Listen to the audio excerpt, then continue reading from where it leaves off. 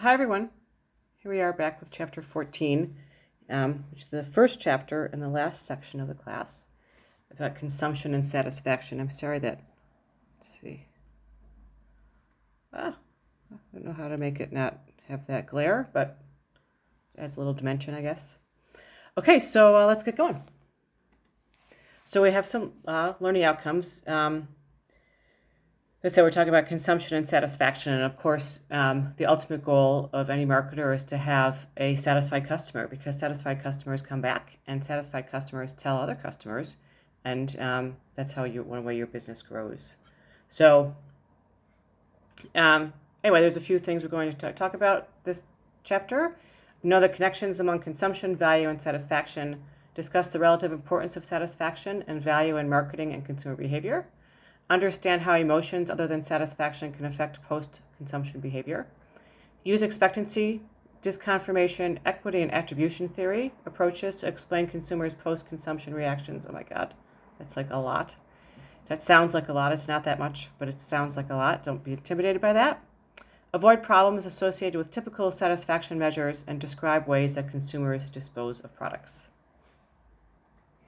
So potential value is the benefit that it's potential value any product has. So before you buy a car, there's all this potential value that the marketer is hoping to have the consumer enjoy. So you haven't realized it yet because you haven't yet used the product.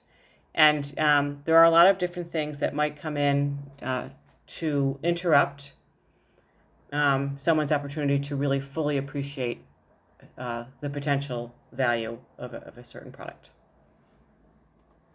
So the basic consumption model process, you've seen this before. Again, we've covered it in Marketing 1, and we also talk about it here in Consumer Behavior. Marketing 2, there's the need and the want, and then the exchange, actually purchase it, and then after that, this idea is when the idea of satisfaction comes in. What the benefits are, post-purchase behavior, all that kind of stuff. Okay, so there are essentially different ways certain products are consumed. So there's durable goods, say a washing machine, a dryer, a pair of skis, a car, that you consume over a long period of time, and so you're looking for continued satisfaction from that product. A computer, a phone, a printer, that kind of thing. Then non-durable goods are goods that we go through quickly. Toothpaste, food,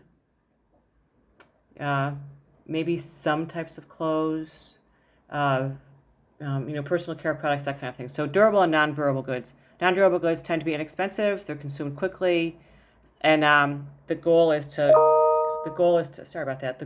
increase consumption of them, to maintain as much satisfaction as possible with the consumer, so consumption of them is increased. All right, so there are a variety of different things that are going to impact whether or not someone is happy with the product.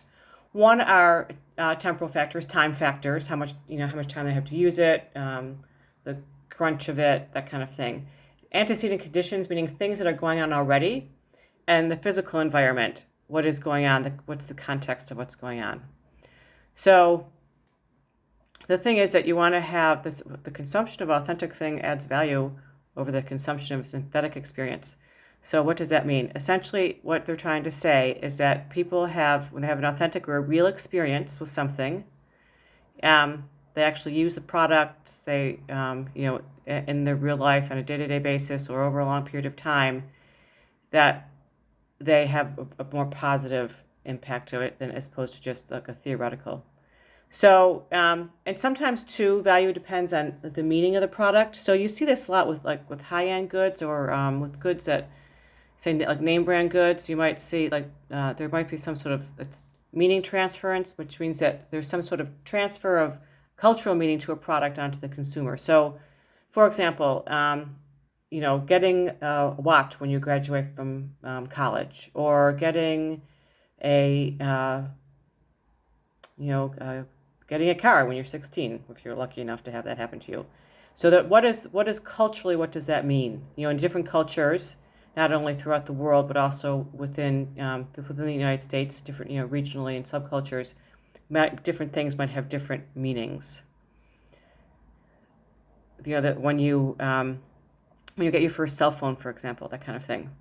So the idea is that marketers will share these things with consumers through advertisement. They'll remind you that one of the classic examples, of course, is like a diamond ring, right? So supposedly every girl wants a diamond ring. So receiving a diamond ring or receiving a large piece of jewelry from your partner there's some sort of cultural meaning to that, and marketers remind you of it.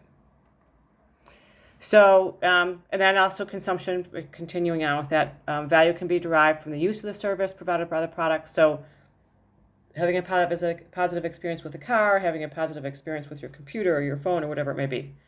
And again, this usually comes from the experience of the product, not necessarily the utilitarian nature of it. A phone is a phone is a phone to a certain extent, but there are certain phones that have more bells and whistles on them, so they become more enjoyable. Certain computers that have more bells and whistles on them, they become more enjoyable to use. So we talk about different emotional effects when people are using a product. So before you have the product, there's then the anticipation of it, the excitement of having it. Then actually the actual experience of it, and then afterwards is when you can measure the value of it. So let's say you have a pair of running shoes or something that you really like. You're excited about getting them. Then when you actually have them, you're having a great experience and you're enjoying it. But then after it, when you evaluate it, the goal is to have this positive experience so that you'll tell your friends about them, you'll buy them again, that kind of thing.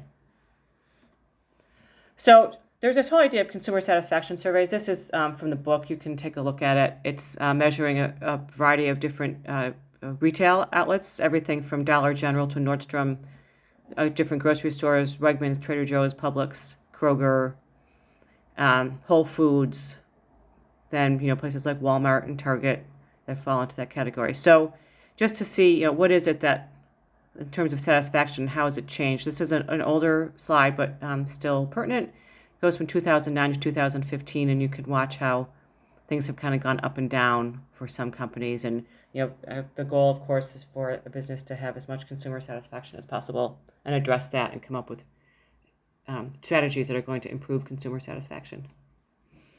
So we were interested, just as we were interested in satisfaction, we're interested in dissatisfaction. So consumer satisfaction is this positive state from some sort of positive experience from consuming a product or using a product. So we'll talk a little bit about these. Post-consumption phenomenon results from a cognitive appraisal, which means thinking about it. Does it? We hope that does it or does it not create any kind of strong behavioral motivations in terms of how you use the product or using the product again. And consumer dissatisfaction is mild negative reaction resulting from an unfavorable appraisal of a consumption outcome. So consumer satisfaction is a positive state. Consumer dissatisfaction is a negative state. That I think probably is extremely obvious by the words themselves. But consumer satisfaction might come from a variety of different experiences, as may be dissatisfaction. But sometimes people won't spend as much time with the product if they're dissatisfied with it. So there are a variety of different ways that people can feel about a product.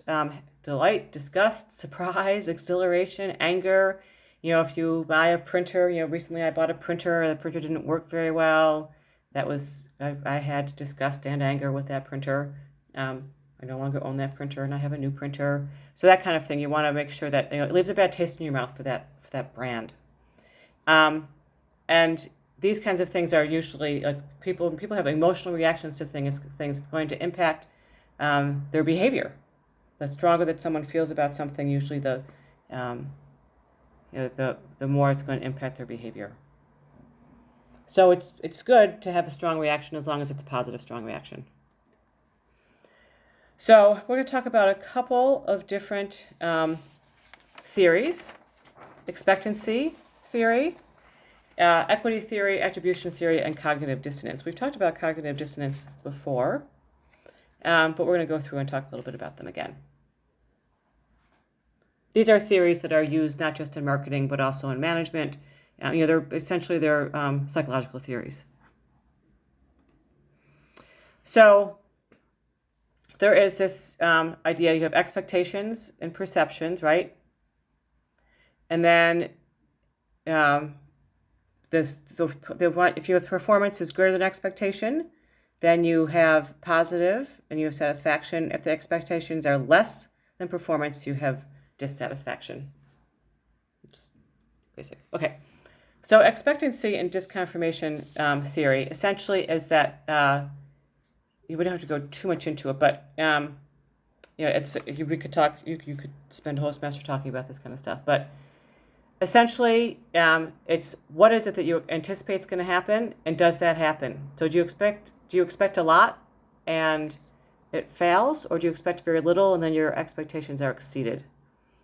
And those are the kinds of things that so there's balance between what's anticipated and what actually happens.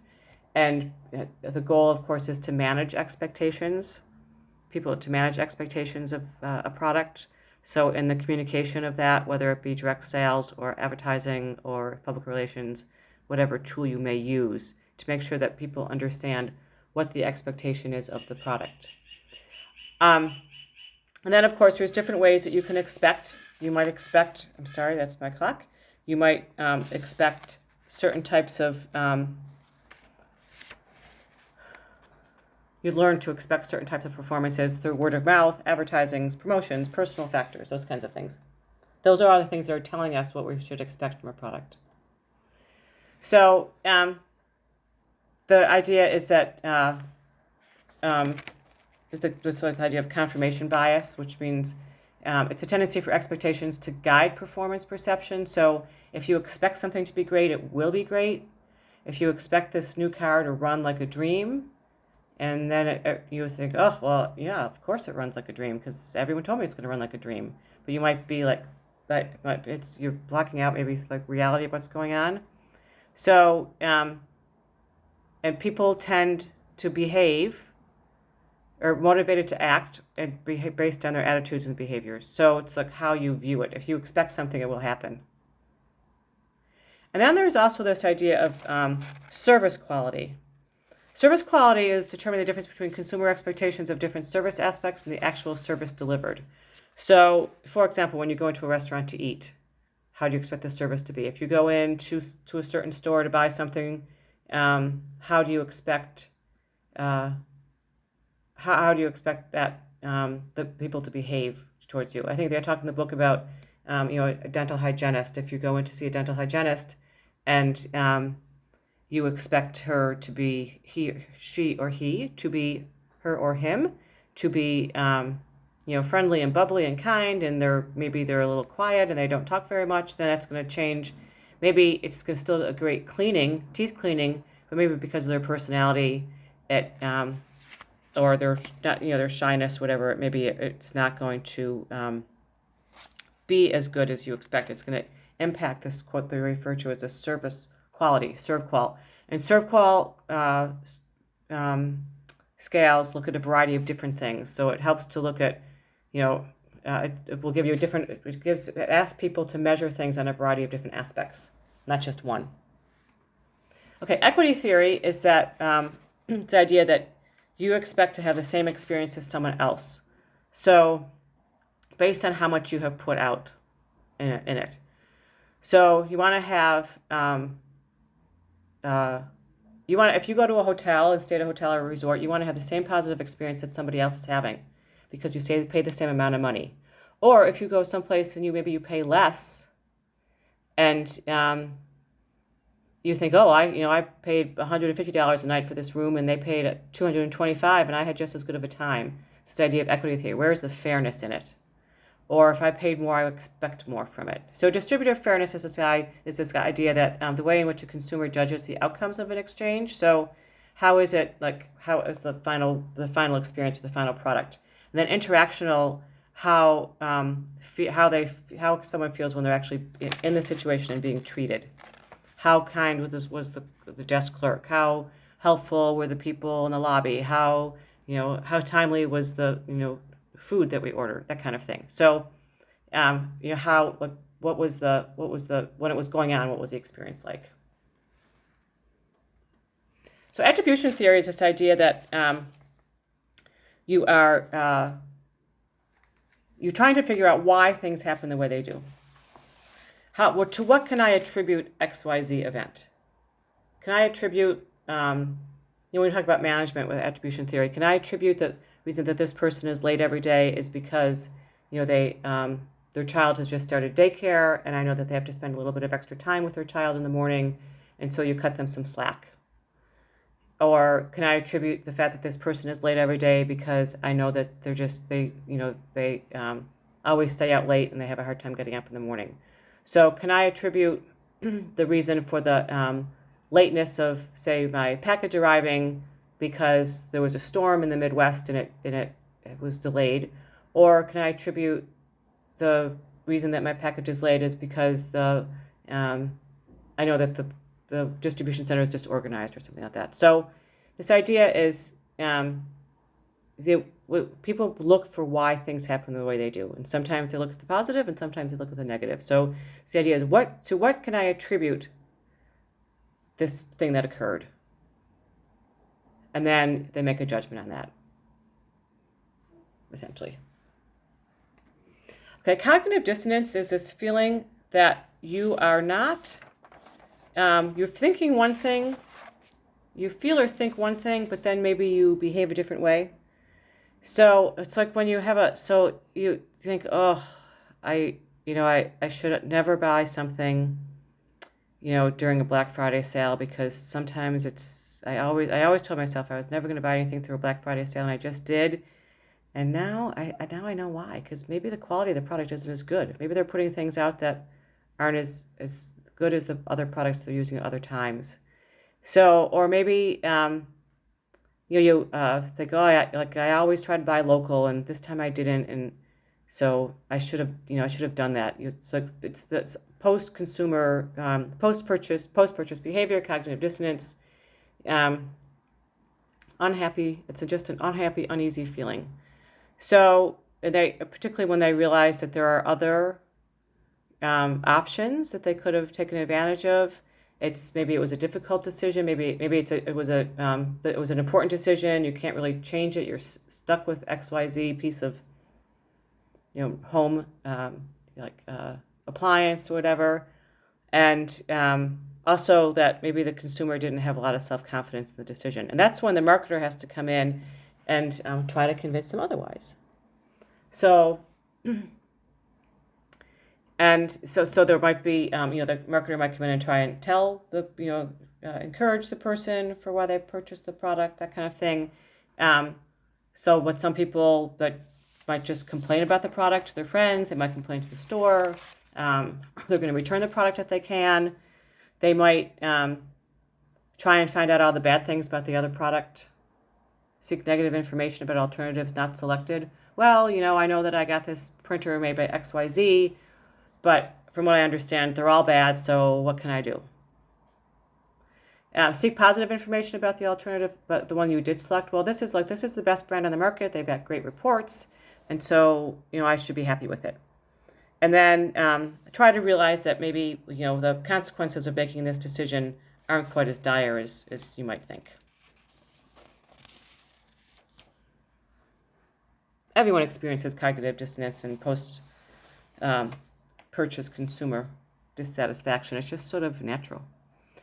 So there are different ways to measure satisfaction.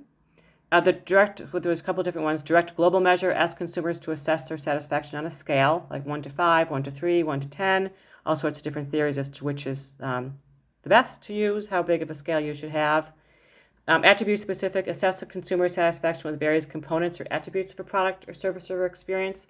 So that's a way to figure out what is the one attribute about the product that is most important to consumers. And then disconfirmation compares the difference between expectations and performance. Perception is obtained in a direct subjective fashion. So this idea of what is it that disconfirmation of what is it people expected and what did they get? And then ask them. So this idea of having multi-item satisfaction scale, it mitigates, meaning it eliminates any kind of problems with skews or bias. So if someone is, this idea of looking at things, the hygienist example, so, maybe, for some people, having a friendly hygienist is very important, and for some people, having a friendly hygienist is not important. They just want to have a good cleaning, or they want to make sure that their appointment is held on time, or they want to make sure that the office is clean, or parking is good, or the ease with pay or using their insurance, whatever it is. So this idea is that multi-item satisfaction, it prevents people from just focusing on one thing, which can be kind of detrimental. And then also you can respond, you can ask people to respond to things in different ways. So because, some people it might be a scale, some people it might be words. For some questions it might be on a scale, and for some people, for some questions it might be, please tell us about your experience, or something like that. Okay, so consumer refuse is a big issue. It's basically all our stuff. So packaging, which is a huge issue, environmental issue these days. Packaging that you no longer need. The good no longer provides value for the consumer. You no longer need the good. And this whole idea of electronic waste, growing source of it. So the other thing too, so this is something that people are concerned about. This idea, like, we live in a world of planned obsolescence and great materialism and consumerism and concerns about the environment. So all of this plays a role. The other thing too is that people sometimes develop bonds with their possessions. Like, oh, that's my high school sweatshirt. I love that sweatshirt. I don't want to get rid of that sweatshirt. Or, this was the candlesticks that, my grandmother used to have on her table, and we used to have family meals there. And even though I don't want to display them, I can't get rid of them. Those kinds of things. So people develop emotional bonds with things. And that changes from person to person and from object to object, depending upon who the person is. There's some things that might be of great sentimental value to you that someone else it wouldn't be, and the other person holds something that has great sentimental value, and that's in reverse you're not as interested in it. So anyway, there are a variety of different disposal alternatives. One is you can throw it out in the trash. Another one is you can recycle it, and turn it into something else, glass, paper, those kinds of things. You can convert the product into a new product. So one thing that you see, it's very popular, it's become popular in the past, 5, 6, 7 years. This idea of taking your old sweatshirt, your old T-shirts or sweatshirts, and turning them into a blanket, that kind of thing. Or taking, a bottle that reminds that is of great value to you, and turning it into a base for a lamp or something like that. Trading things, one person to another. One man's trash is another man's treasure, as they say. Like a clothing swap or a furniture swap, donating them to a cause, or reselling the item. Reselling, of course, in retail and in furniture is because it's one of the fastest growing segments of retail these days. And secondhand stores, and this idea that both in terms of fueled both by environmental concerns and also people trying to save money. So that's that on Chapter 14, Consumption to Satisfaction. So it's a couple of summary points here. Consumers use or experience products and receive value in return. So value is the heart of consumer behavior. Value is the heart of marketing to a certain extent. We want to create value and build strong relationships. So it's one of the two main goals of marketing overall, not just consumer behavior. But value is super duper important. Some post-consumption reactions include delight, disgust, and anger, depending. Equity and attribution theories explain post-consumption reactions. So people are always looking for attribution, looking for reasons why things happened. Equity, like, am I getting the fair shake here? Like, it's not fair. Like, I paid more than they did, and that kind of thing. Or, you like people like getting a bargain, finding something for like super, a television at a great low price or something like that. That would be also an issue of equity. And measurement approaches. There's a variety of different ways that you can look at things. No one right or wrong way. It depends upon the resources of the company, and it also depends upon the product itself. Okay, so that is a wrap on Chapter 14, and we will see you back here for Chapter 15. Thanks.